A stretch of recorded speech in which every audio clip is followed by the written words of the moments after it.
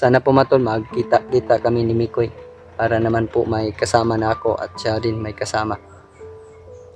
Yun pong hiling namin sa isa't isa po matol. Lalo na ngayon na yung mga bandido nandun na sa patag. Kaya umakyat si Mikoy parang ano po mga tol, nauna po si Mikoy dahil dinala niya yung mga bandido sa bundok para daw po walang madamay doon sa patag po mga tol. Yun po mga tol, isang mapagpalang araw po sa atin mga tol. Pasensya na po mga tol na hindi natin nadala si EG dahil ayan po mga tol, may okasyon po daw ngayong May 4 sa kanila kaya hindi muna daw siya akyat. Ako mga tol, hindi ko matais yung nandun lang ako sa bahay at saka si Mikoy nandito sa bundok. Dumating na po tayo dito mga tol. Ngayon lang po nagpapasalamat po ako sa nasakyan kong bus po mga tol, dahil kahit wala tayong pamasahe hinatid pa rin tayo. May mababait talaga na mga tulad natin po mga tol, mga Pinoy. Hindi lang po talaga hindi lang po talaga lahat ng mga Pinoy ay mga salbahe po mga tol. Kaya nagpapasalamat tayo sa Panginoon mga tol dahil nakarating tayo dito kahit na tayo lang po mag-isa.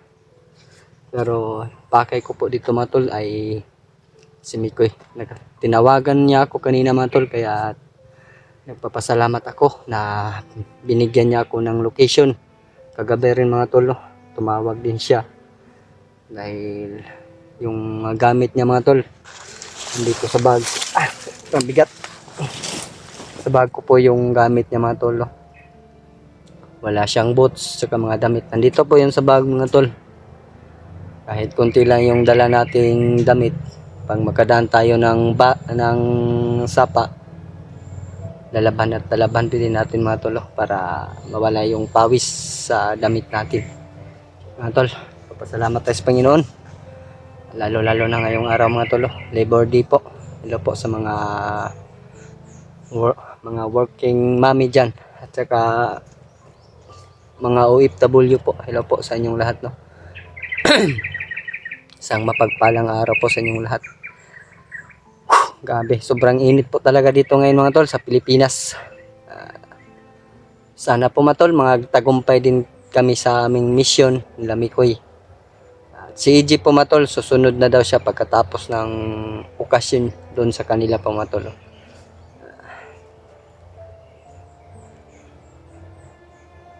Sana po mga tol, magkita-kita kami ni Mikoy para naman po may kasama na ako at siya din may kasama. Yun pong hiling namin sa isa't isa po mga tol. Lalo na ngayon na yung mga bandido nandun na sa patag. Kaya umakyat si Mikoy parang ano po mga tol, nauna po si Mikoy dahil dinala niya yung mga bandido sa bundok para daw po walang madamay doon sa patag po mga tol.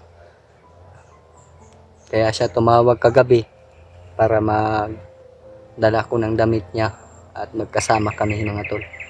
At saka si Junior, at saka si Noel po mga tol, safety na po doon sa tinitirahan ko pong bagong boarding house po mga tol.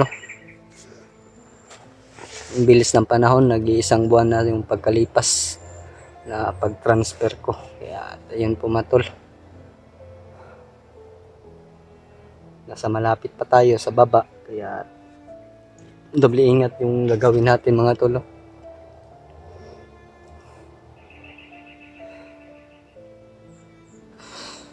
Tsaka si Gerald po mga tol, nandun po kay EG. Safety po si Gerald doon po mga tol. Tsaka si Norwell, tsaka si Junior. Nandun po sa tinitirhan kong boarding house. Kaya safety po sila doon kasi yung bakuran po ng boarding house ko ay nilagyan ko po ng orasyon po para hindi po makapasok yung mga masasamang tao po mga tulad ng mga bandido. Lalo na ngayon na yung may hawak kay Adrian na si Commander Demon po daw yung humawak. Yun pong nalalaman ko mga tol, dahil narinig ko yung nakaraan sa pag-uusap ng mga bandido. Isang salbahing commander po daw, papatay at papatay po ng mga tauhan niya mga tol. Doble ingat po tayo ngayon mga tol. Alam po natin yung tawag nung sitwasyon po dito sa bundok. Kung hindi lang sana na hawakan si Adrian o nakatakas man lang, siguro po mga tol, nandun po kami kay Kuya Bads tumulong sa pag-rescue sa pamilya ni Dib. Lalo na ngayon mga tol na nagkawatak-watak po kami. Dahil po sa mga mission, yung bago po namin kasamaan si Dib at saka si G-Ward, doon po sila Kuya Bads, dahil pinapangako po nila na tutulungan nila na makuha yung pamilya ni Dib. Sana po Kuya Bads sa yung mga kasama dyan, magtagumpay din kayo. Kami din po ni Mikoy tsaka ni G, sana din po magtagumpay din kami sa aming lakad. Ayun po mga tol, lalakad po tayo ngayon mga tol. Patuloy nating hanapin si Brad Mikoy. Medyo malayo pa yung mga tol, binigay niyang location sa akin. Pero nagpapahinga pa po tayo mga tol, lalo na kakarating lang natin. Medyo pagod pa po yung katawan natin. Hindi ko po masyadong magpadalos-dalos ngayon, lalo na mag-isa lang po tayo ngayon.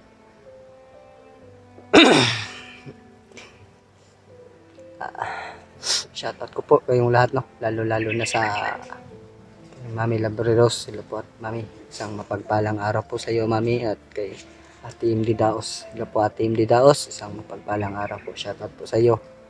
At kay GRC Ribas po, hello po Ate, magandang hapon po sa iyo At kay tita ko po, hello po tita, isang mapagpalang araw po tita. Pangako ko po tita na unti-unti na po yung bumalik yung kung saan na makita ko yung pamilya ko. Ito yung tumutulong sa akin. Maraming salamat po sa iyo. Pagkatapos po nito tita, na hanapin ko naman po yung total. Ngayon alam ko naman po yung saan yung pamilya ko. Tapos nito, pupuntahan ko na po yung pamilya ko po pagkabawi kay Adrian.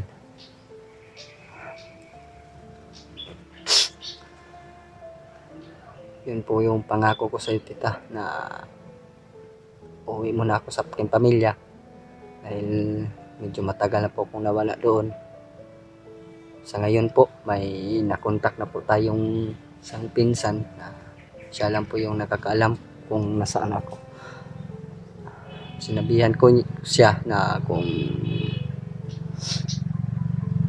sakaling makauwi ako, huwag kayong mag-alala na tutulong kay ako sa aking pamilya. Salamat po sa iyo ikaw po yung kumukontak sa akin. At salamat din po, kikita tayo kahit sa tawag man lang. Yan po.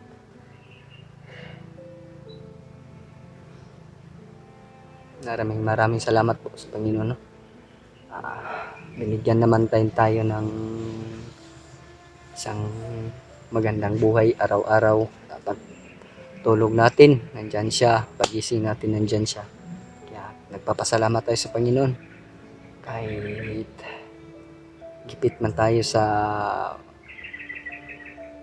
anong tawag ba yun, financial, pero nandyan naman po kayo na nandang tumulong po. Papasalamat po ko sa inyo, lalo na sa Panginoon na parang niyakap nyo yung puso nyo para tumulong po. Ayan po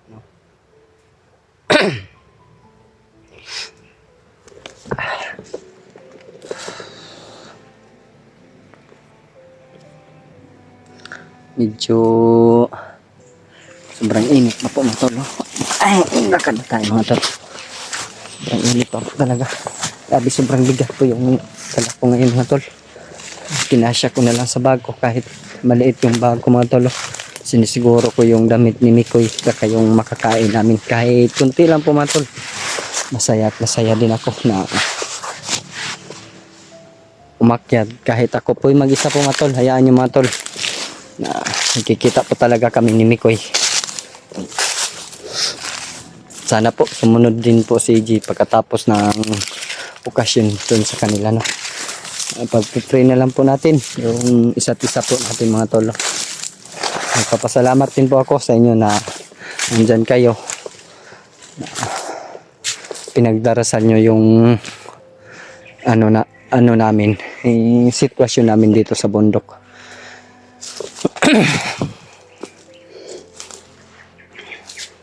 Sobrang tahimik pa po no tol dahil medyo malapit pa po tayo sa daan.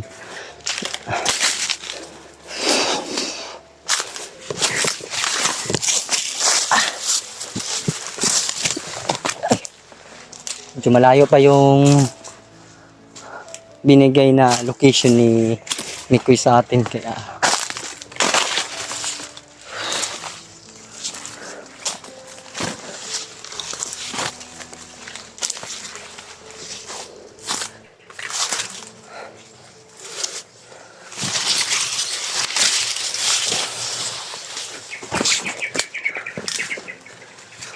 silip-silip muna tayo dun sa unahan mga tol. Baka may nakaharang or may nakabantay.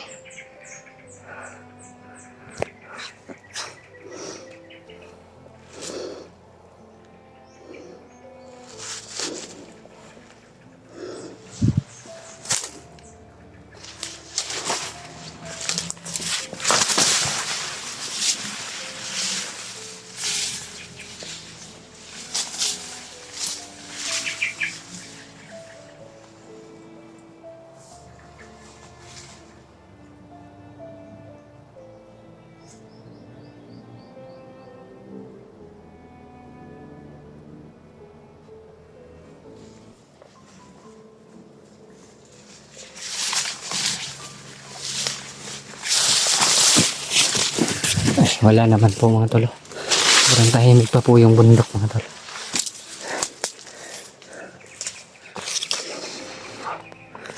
Kamay nakasunod po mga tol. Kanilagyan lang tayo ng patibong.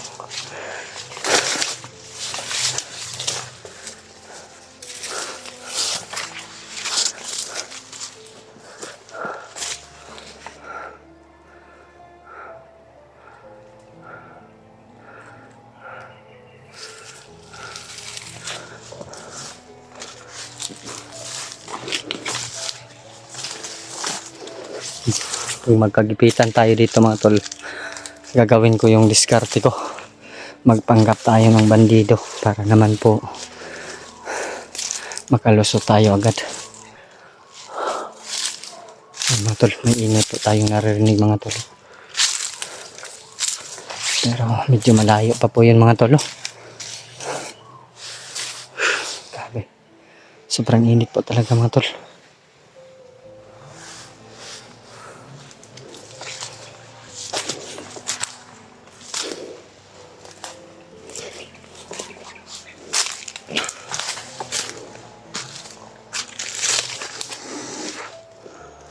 Daming pinutol ka dito mga tol.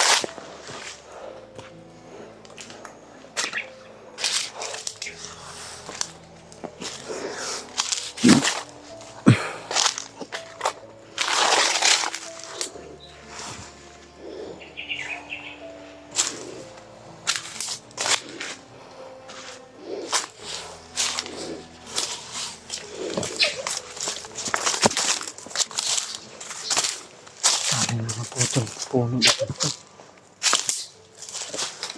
Parang bago lang ito. Ito patulo.